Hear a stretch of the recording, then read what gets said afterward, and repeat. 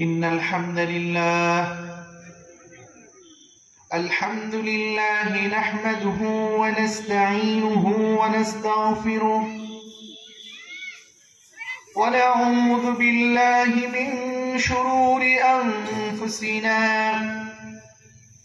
ومن سيئات أعمالنا من يهده الله فلا مضل له ومن يضلله فلا هادي له ونشهد أن لا إله إلا الله وحده لا شريك له ولا مثيل له ولا ضد له ولا ند له ولا حد له ولا والد له ولا والدة له ولا ولد له ولا صاحبة له ولا نذير له ولا شيء له ولا مثال له ونشهد أن سيدنا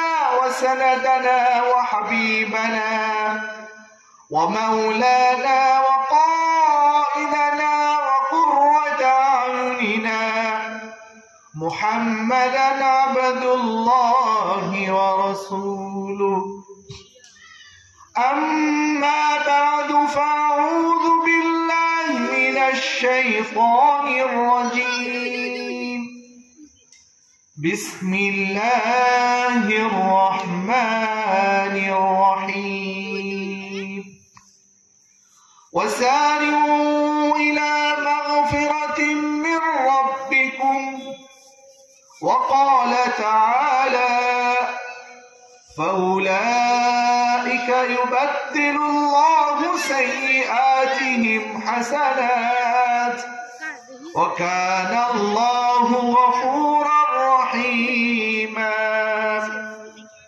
وقال رسول الله صلى الله عليه وسلم التائب من الذنب كمن لا ذنب له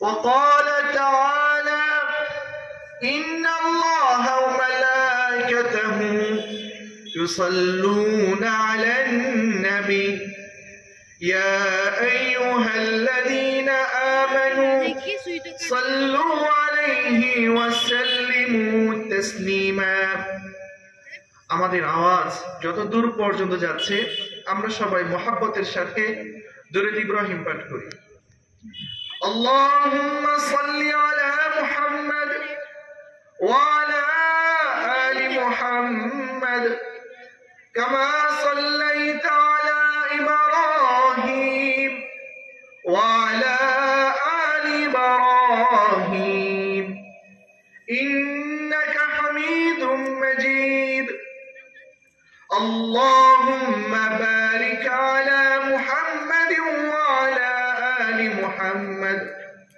كما باركت على إبراهيم وعلى آل إبراهيم إنك حميد مجيد بلغ العلا بكماله كشف الدجى بجماله حسنت جميع خصاله صلوا عليه وآله بلغ العلا بكماله كشف الدجى بجماله حسنت جميع خصاله صلوا عليه وآله صدق الله العظيم ونحن على ذلك من الشاهدين والشاكرين तमाम तारीफें और पाकीज़गी एक अल्लाह ताला के लिए है समस्त प्रशंसा और पवित्रता एकमात्र महान रब्बुल आलमीনের জন্য महान रब्बुल आलमीन আমাদেরকে জালিসুর রহমান বেহেশতের বাগানে বসার জন্য এবং দ্বীনের কথা, ইসলামের কথা, আল্লাহ তাআলার কথা এবং হাদিসের কথা শোনার জন্য আল্লাহ তাআলা আমাদেরকে তৌফিক দান করেছেন। এজন্য সবাই যে যেখানে আছি আমরা সবাই কালিমাতে শুকর আদায় করে বলি আলহামদুলিল্লাহ। আজকে এই বেহেশতের বাগানের সম্মানিত সভাপতি সাহেব আর আজকে আমাদের মাহফিলের প্রধান বক্তা, প্রধান আকর্ষণ হযরত মাওলানা উস্তাদুল উলামা, তরুণদের আইডল, পুরো বাংলাদেশের উলামায়ে কেরামের মুরব্বী এবং রাহবার হযরত মাওলানা হাসান জামিল সাহেব হাফিজাহুল্লাহ তাআলা, তিনি আমাদের এই মঞ্চকে, আমাদের এলাকাকে আল্লাহর ওলিদের পদ ধুলিতে ইনশাআল্লাহ মুখরিত হয়ে উঠবে। হুজুর থেকে আমরা কিছুক্ষণ পরেই বয়ান শুনবো এবং হুজুর এবং উলামায়ে কেরাম যে কথাগুলো বলে এর উপর আমল করার জন্য ইনশাআল্লাহ আমরা ঝাঁপিয়ে পড়ব। মুহতারাম হাজরিন, আমার সামনে উপবিষ্ট ধর্মপ্রাণ মুসলমান ভাইয়েরা, পর্দার আড়ালে আমার শ্রদ্ধা, আমার সম্মানিত মা ও বোনেরা, সবার প্রতি মাহফিল কমিটি এবং আমার পক্ষ থেকে আন্তরিক অভিনন্দন ও শুভেচ্ছা। মুহতারাম হাজরিন, দোস্ত বুজুর্গ, আমি যে আয়াতখানা তেলাওয়াত করেছি এবং যে হাদিসখানা পড়েছি আপনাদের সম্মুখে, এই আয়াতের মধ্যে আল্লাহ তাআলা সর্বপ্রথম আমাদেরকে আদেশ দিয়েছেন নেক কাজ করার জন্য ঝাঁপিয়ে পড়া, আল্লাহ তাআলার আমলি ময়দানে আমাদের অগ্রসর হওয়া। এবং আমরা যেহেতু বান্দাদের গুনাহ হয়, এটাই স্বাভাবিক। এই গুনাহ মুক্তি যেন আমাদের লাভ হয়, এই বিষয়ে আমি কিছু আলোকপাত করবো ইনশাআল্লাহ তাআলা। হুজুর আকরাম সাল্লাল্লাহু আলাইহি সাল্লাম হাদিসের মধ্যে ইরশাদ করেন, ইন্নাল মুমিনা ইয়ারা যুনুবাহু কাআন্নাহু কাঈদুন তাহতা জাবালিন আন ইয়াকা আলাইহি ওয়া ইন্নাল ফাজিরা ইয়ারা যুনুবাহু কাযুবাবিন মাররা আলা আনফিহি। এখানে হুজুর আকরাম সাল্লাল্লাহু আলাইহি সাল্লাম দুইটা দিক, দুইটা বিষয় আমাদের মধ্যে ফুটিয়ে তুলে ধরেছেন। প্রথম বিষয়, আল্লাহ নবী সাল্লাল্লাহু আলাইহি সাল্লাম আমাদের মাঝে বুঝিয়েছেন যে ব্যক্তি মুমিন হবে, যে ব্যক্তি আল্লাহকে ভালোবাসে, মহান রব্বুল আলামিনকে ভালোবাসে, এমন মুমিন ব্যক্তি যদি গুনাহ করে তাহলে এই গুনাহটা তার কাছে পাহাড় সম মনে হবে। অপর রিওয়ায়াতে আল্লাহ নবী সাল্লাল্লাহু আলাইহি সাল্লাম বলেছেন, ওয়া ইন্নাল ফাজিরা ইয়ারা যুনুবাহু কাযুবাবিন মাররা আলা আনফিহি। পাপাচার, যারা গুনাহ করতে অভ্যস্ত, তারা যদি গুনাহ করে আমাদের নাকের সামনে দিয়ে যদি মশা কিংবা মাছি যায়, এটা আমরা তেমন কিছু মনে করি না, এটাকে আমরা ভাবি না, এটা নিয়ে আমাদের কোনো আলোচনা থাকে না, ফিকির থাকে না, চিন্তা থাকে না। গুনাহগাররা গুনাহ করলে তাদের কোনো ফিকির থাকে না, চিন্তা থাকে না, গুনাহকে সামান্য কিছু মনে করে। আর যারা মুমিন, তারা যদি গুনাহ করে, গুনাহকে তারা পাহাড় সম মনে করে। আমি একটা উদাহরণ আপনাদের সামনে পেশ করি। ধরেন আমাদের ঘাটাইলে ভূমিকম্প হচ্ছে, পাঁচতলায় আমাদের কিছু মানুষ রয়েছে, অনেক ফ্যামিলি থাকে। যখনই শুনবে রাজশাহী ভূমিকম্প হওয়ার পরে, এই ভূমিকম্প হানা দিয়েছে ঘাটাইলে, কালীহাতিতে, সাগরদিঘিতে, মধুপুরে, গোপালপুরে, তখন এই এলাকার মানুষগুলো, এই অঞ্চলের মানুষগুলো ভূমিকম্পের কথা শুনে পাঁচতলা থেকে নেমে নিরাপদ স্থানে চলে যাবে। এখন তারা কেন নিরাপদ স্থানে চলে যাবে? এর কারণ হচ্ছে তারা ভূমিকম্প দেখে ভয় পেয়েছে, ভয়ের কারণে নিজের সুরক্ষার জন্য, নিরাপত্তার জন্য নিরাপদ স্থানে তারা চলে গিয়েছে। মুহতারাম হাজিরিন, একজন মানুষ যদি ভূমিকম্পকে ভয় পায়, ভূমিকম্পকে দেখে তারা নিরাপদ স্থানে যাওয়ার ফিকির করে, মুমিন যে আল্লাহকে ভালোবাসে, আল্লাহ নবী সাল্লাল্লাহু আলাইহি সাল্লামের আদর্শ যে বুকে লালন করে, আল্লাহ নবীর আদর্শকে বাস্তবায়ন করার লক্ষ্যে নিজের জীবন বিলিয়ে দিতে প্রস্তুত থাকে, আল্লাহ নবী সাল্লাল্লাহু আলাইহি সাল্লামকে নিজের আইডল মনে করে, আল্লাহ নবী সাল্লাল্লাহু আলাইহি সাল্লামের ফয়সালা নিজের ফয়সালা মনে করে, আল্লাহ নবী সাল্লাল্লাহু আলাইহি সাল্লামের আদর্শকে বুকে লালন করে, তারা গুনাহকে পাহাড় সম মনে করে। যেমন ভূমিকম্প হইলে মানুষ ভয় পায়, মুমিন যারা হয় তারা গুনাহ করলে ভয় পায়, তারা গুনাহকে অত্যন্ত ভয় পায়। এক সাহাবী এসে জিজ্ঞাসা করছেন, ইয়া রাসূলুল্লাহ, ইয়া হাবিবাল্লাহ, মাল ঈমান, ঈমান কি? আল্লাহর হাবিব সাল্লাল্লাহু আলাইহি সাল্লাম এর উত্তরে বলতেছেন, ঈমান হচ্ছে ওই জিনিসের নাম যেমন দুনিয়াতে প্রত্যেক জিনিসের মাপার যন্ত্র রয়েছে, প্রত্যেক বিষয়ের মাপার যন্ত্র দুনিয়ার বিজ্ঞানীরা বানিয়েছেন।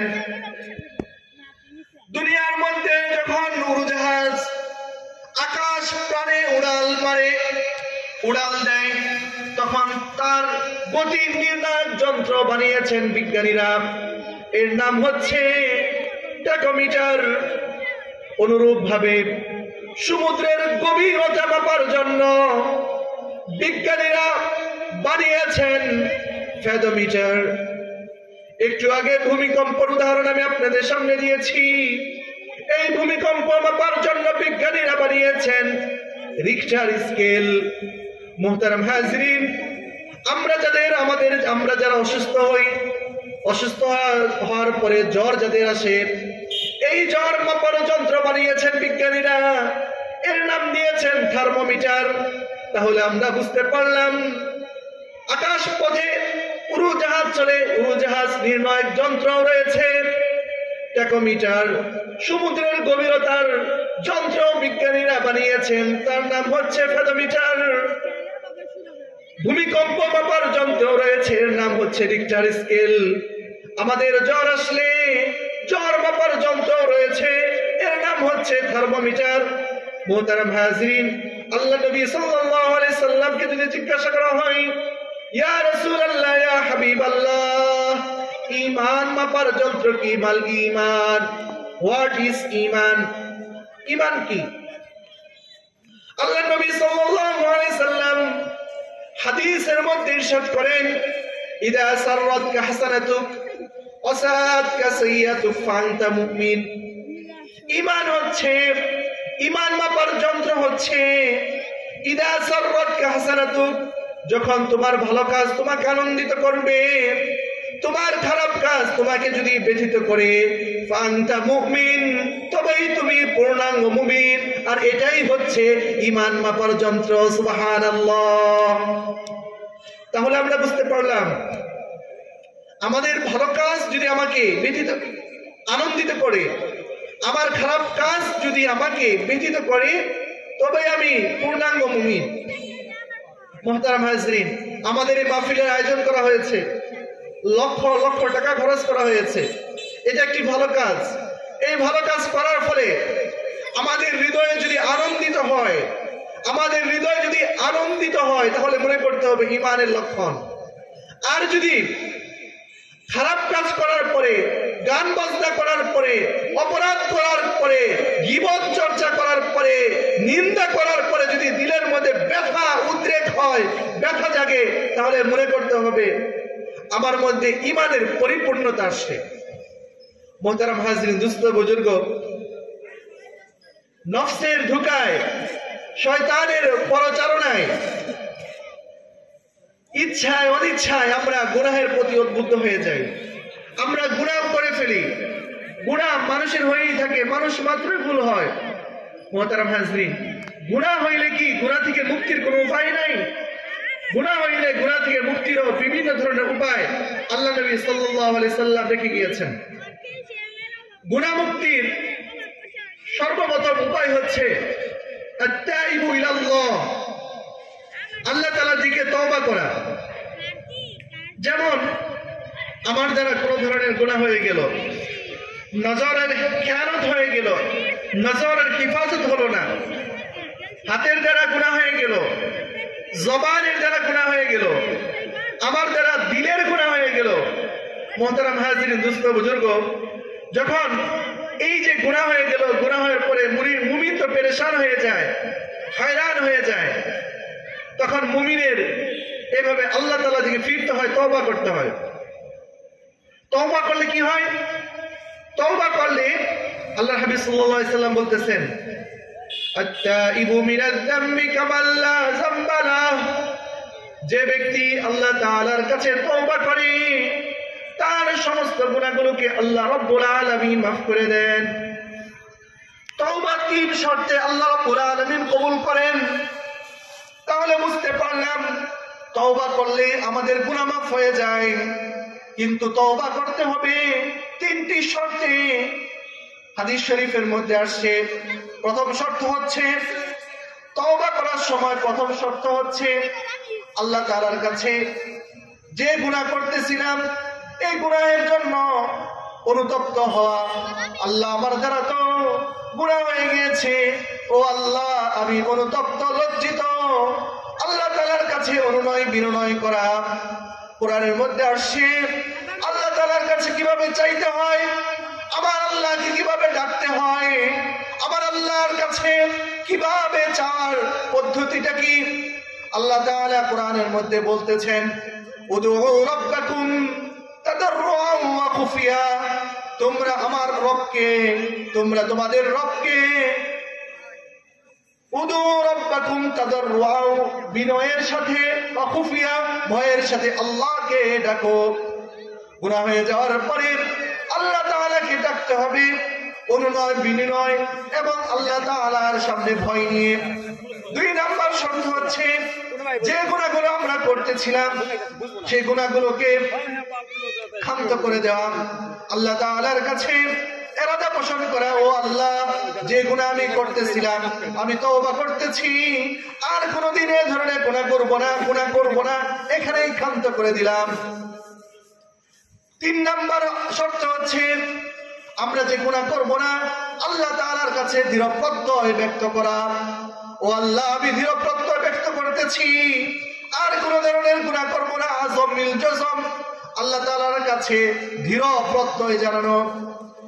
এই তিন শর্তে যখন কোন বান্দা, কোন গুনাহগার বান্দা আল্লাহ তাআলার সামনে তওবা করে, আল্লাহ রাব্বুল আলামিন তার তওবাকে কবুল করেন এবং তার সমস্ত গুনাহগুলোকে মাফ করে দেন। সুবহানাল্লাহ। তওবার মাধ্যমে যে গুনাহ মাফ হয় এর একটা উদাহরণ পাকিস্তানের প্রধান বিচারপতি সাবেক জাস্টিস তাকি উসমানী হাফিজাহুল্লাহ আমাদের বাংলাদেশে হয়তো তিনি জানুয়ারিতে আসবেন। পাকিস্তানের মধ্যে প্রখ্যাত আলেম দ্বীন এবং প্রধান মুফতি, পুরো বিশ্বের ফতোয়া বিভাগের যিনি প্রধান, তিনি একটি দেশ থেকে দেশান্তর বই লিখেছেন। সফরনামার মধ্যে তওবার একটি উদাহরণ দিতে পেরেছেন, সেই উদাহরণ আমি আপনাদের সামনে পেশ করতেছি।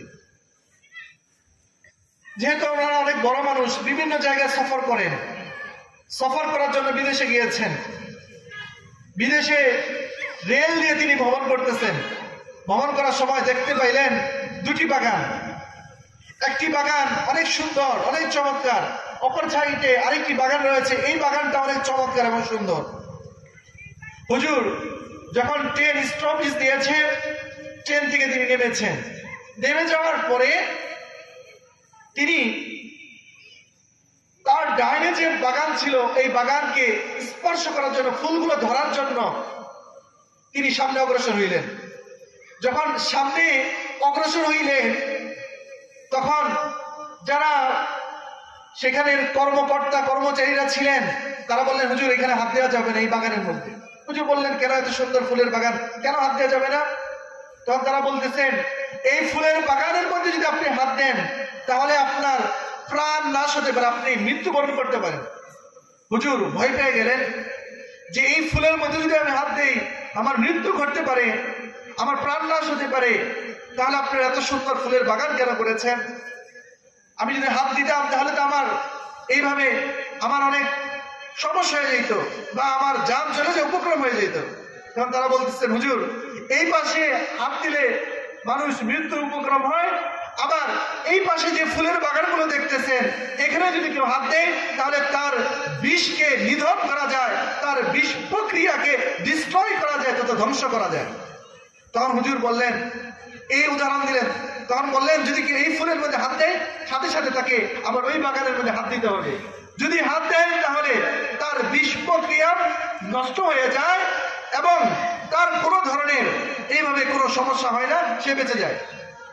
তখন আল্লামা তকি উসমানী হাফিজাহুল্লাহ তিনি উদাহরণ দিচ্ছেন, আমরা যখন গুনাহ করি, গুনাহ করার ফলে কেমন যেন আমরা আমাদের দেহের মধ্যে বিষ প্রক্রিয়া এভাবে আস্বাদন করতেছি।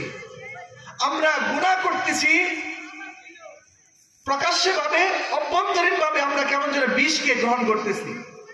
তো গুনাহ করার দ্বারা দিল কালো হয়ে যায়।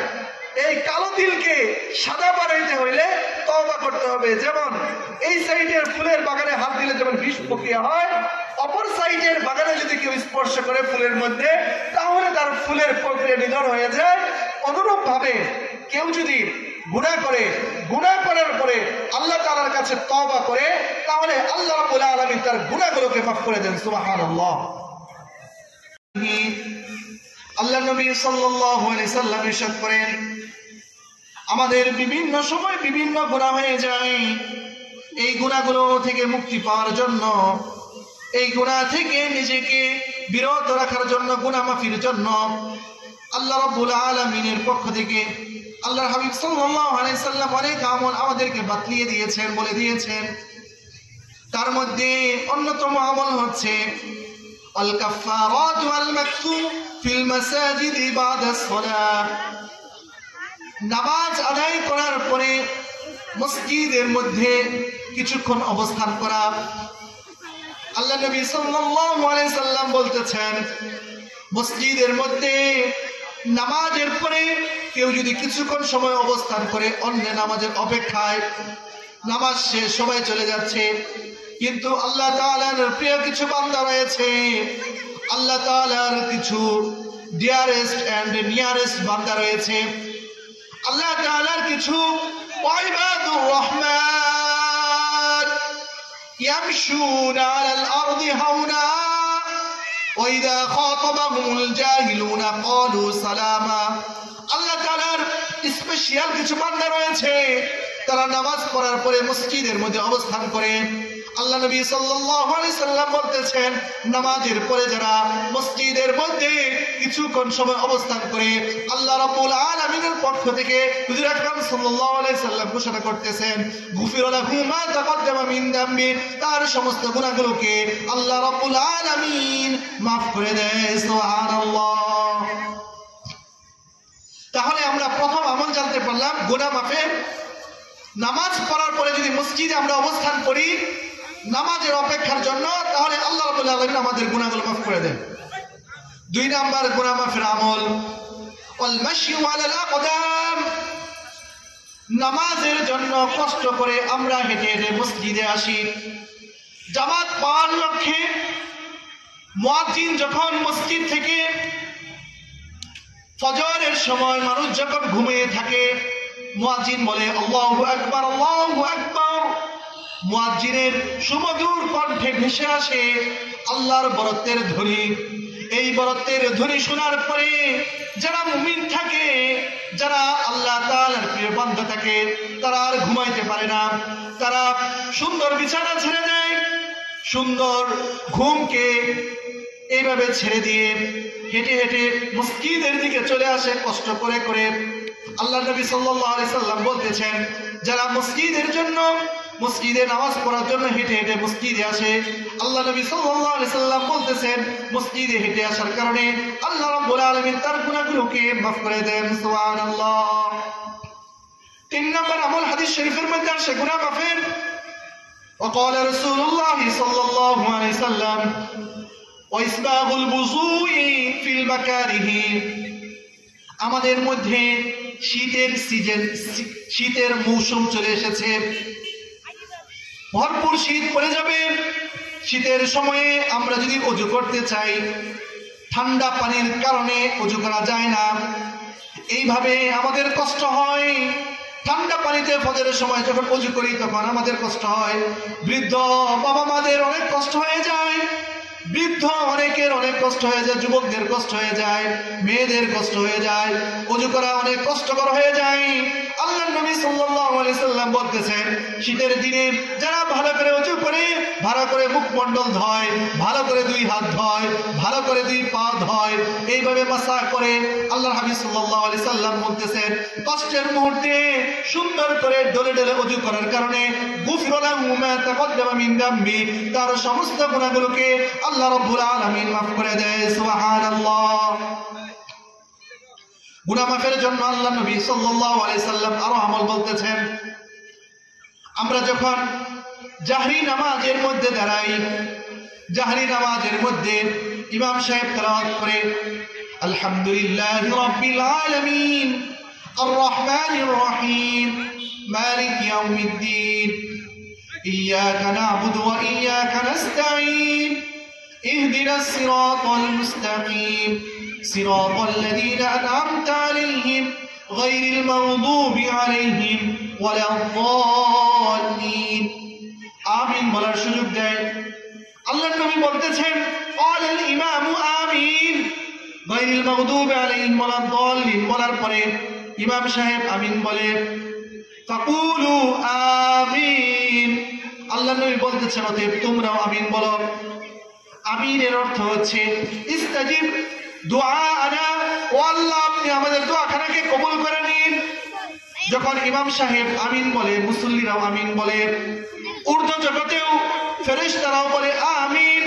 আল্লাহ নবী সাল্লাল্লাহু আলাইহি সাল্লাম বলতেছেন, মান ওয়াফাকা তামিনুহু তামিনাল মালাইকা গুফিরা লাহু মা তাকদ্দামা মিন যামবি। ইমাম সাহেব গায়রিল মাগদুবি আলাইহিম ওয়ালাদ-দাল্লিন বলার পরে আমিন বলে, আমিন বলার জন্য একটু ফুরসত দেয়, অপরচুনিটি দেয়, সুযোগ দেয়। তখন মুসল্লিরাও আমিন বলে, উর্দু জগতে ফেরেশতারাও আমিন বলে। আল্লাহর নবী সাল্লাল্লাহু আলাইহি সাল্লাম বলতেছেন, মুসল্লিদের আমিন যখন, তোমাদের আমিন যখন ফেরেশতাদের আমিনের সাথে মিলে যাবে, গুফিরা লাহু মা তাকদ্দামা মিন যামবি, তোমার সমস্ত গুনাহগুলোকে আল্লাহ রাব্বুল আলামিন মাফ করে দিবেন। সুবহানাল্লাহ। তাহলে গুনাহ মাফের চারটি আমল আমি আপনাদের সামনে পেশ করলাম। গুনাহ মাফের পঞ্চম নাম্বার আমল হচ্ছে রব্বানা লাকাল হামদ বলা। ইমাম সাহেব যখন রুকু হইতে মাথা উঠাবেন তখন বলেন সামিআল্লাহু লিমান হামিদা। সামিআল্লাহু লিমান হামিদার একটা অর্থ রয়েছে, এর অর্থ হচ্ছে আল্লাহ তাআলা শুনতেছেন যে তার প্রশংসা করে। সামিআল্লাহ, আল্লাহ তাআলা শুনতেছেন। লিমান হামিদাহু, যে তার প্রশংসা করতেছে, তার বাক্য আল্লাহ তাআলা শুনতেছেন। নামাজের মধ্যে যখন ইমাম সাহেব এলান করে বসে, কে আল্লাহর প্রশংসা করবে, আমার আল্লাহ শুনবেন, আমার আল্লাহ শুনতে যাচ্ছেন, তখন মুসল্লিরা উচ্চ আওয়াজে বলে ওঠে, নিম্ন আওয়াজে বলে ওঠে রব্বানা লাকাল হামদ। আমরা প্রশংসা করতেছি, সমস্ত প্রশংসা তামাম তারিফি এক আল্লাহকে নিয়ে, সমস্ত প্রশংসা এক আল্লাহর জন্য, এক রবের জন্য। এই কথা যখন বলে উঠি নামাজের মধ্যে আমরা মুসল্লিরা, এই পরিবেশ দেখে, নুরানি পরিবেশ দেখে উর্দু জগতে ফেরেশতারাও বলে ওঠে রব্বানা লাকাল হামদ। আল্লাহর নবী বলতেছেন, তোমাদের রব্বানা লাকাল হামদ যদি ফেরেশতাদের রব্বানা লাকাল হামদের সাথে মিলে যায়, গুফিরা লাহু মা তাকদ্দামা মিন যামবি, তোমার সমস্ত গুনাহগুলোকে আল্লাহ রাব্বুল আলামিন মাফ করে দিবেন। সুবহানাল্লাহ।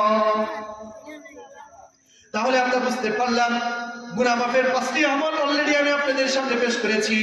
এক নাম্বার আমল নামাজ পড়ার পরে মসজিদের মধ্যে অবস্থান। দুই নাম্বার আমল হচ্ছে মসজিদে আসার জন্য পায়ে হেঁটে হেঁটে কষ্ট করে করে মসজিদে আসা। 3 নম্বর আমল হচ্ছে শীতের দিনে সুন্দর করে ভালো করে ওযু করা। 4 নম্বর আমল হচ্ছে ইমাম সাহেব যখন বলবে গায়রিল মাগদুবি আলাইহিম ওয়ালাদ-দাল্লিন, আমিন বলার সুযোগ দিবে, তখন আমিন বলা। 5 নম্বর আমল হচ্ছে যখন ইমাম সাহেব বলবে সামিআল্লাহু লিমান হামিদা, তখন আমরা বলবো রব্বানা লাকাল হামদ, ও আমাদের রব, ও আমাদের ইলাহ, আপনার জন্যই সকল প্রশংসা। এই 5টা আমল করলে আল্লাহ রাব্বুল আলামিন আমাদের সমস্ত গুনাহগুলোকে মাফ করে দিবেন। 6 নম্বর আমল গুনাহ মাফের। আমরা যখন ঘুমাইতে যাইব, ঘুমাইতে যাওয়ার সময় আল্লাহ নবী সাল্লাল্লাহু আলাইহি সাল্লাম আমাদেরকে আমল দিয়েছেন। আমরা ঘুমাইতে যাওয়ার সময় বিভিন্ন ধরনের ফিকির করি, চিন্তা করি। ঘুমাইতে যাওয়ার সময় 3 বার বলা আস্তাগফিরুল্লাহাল্লাযী রাব্বি মিন কুল্লি যামবিন ওয়া আতুবু ইলাইহি লা হাওলা ওয়ালা কুওয়াতা ইল্লা বিল্লাহিল আলিয়্যিল আযীম।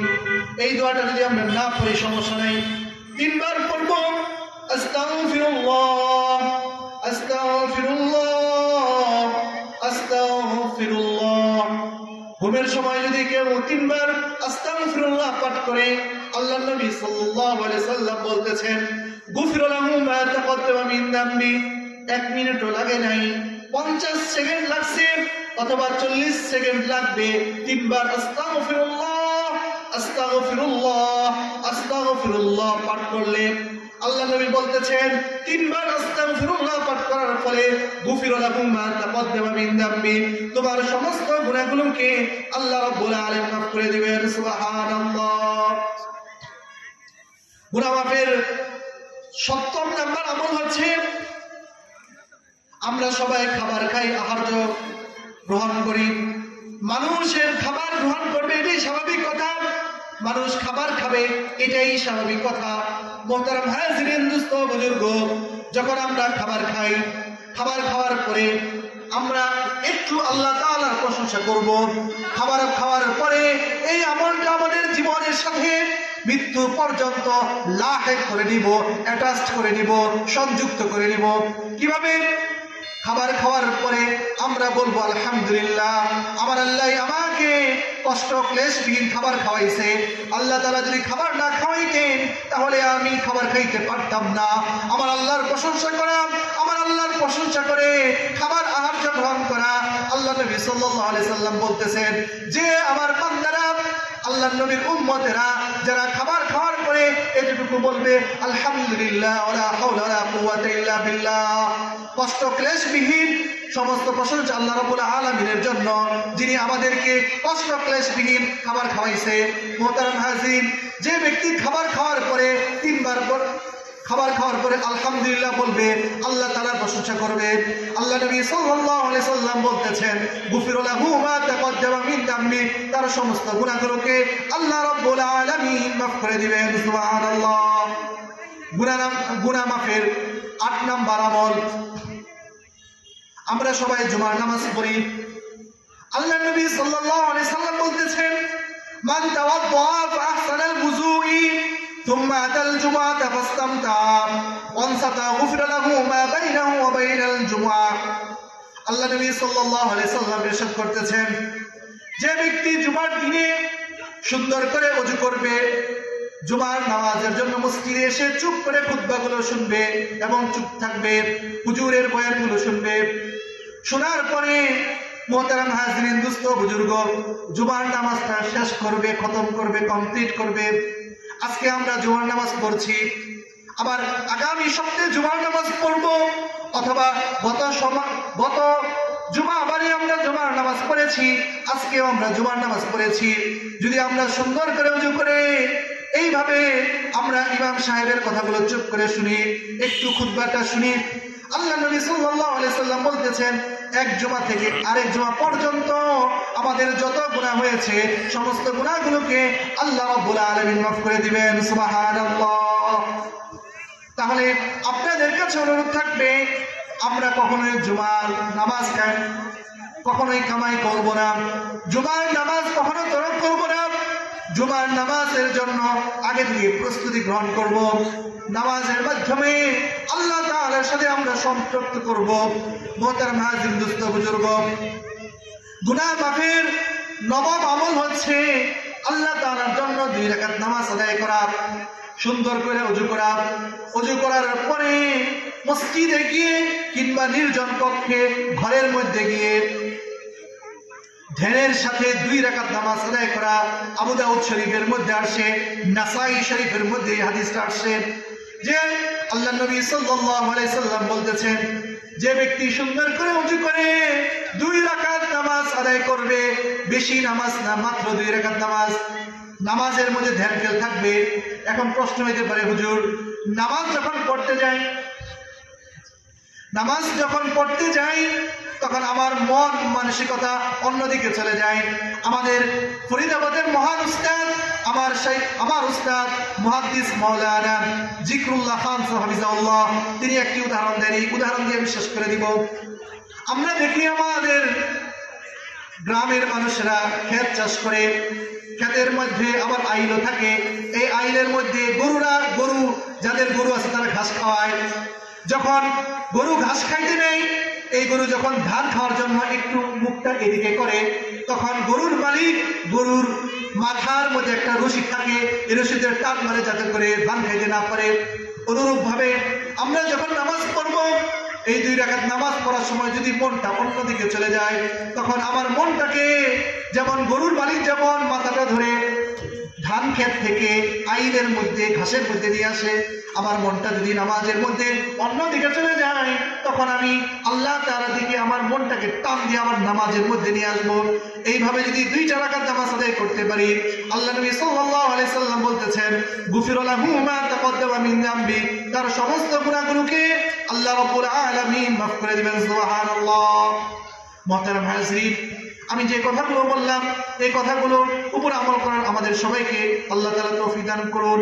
ওয়া আখিরু দাওয়ানা আনিল হামদুলিল্লাহি রাব্বিল আলামিন।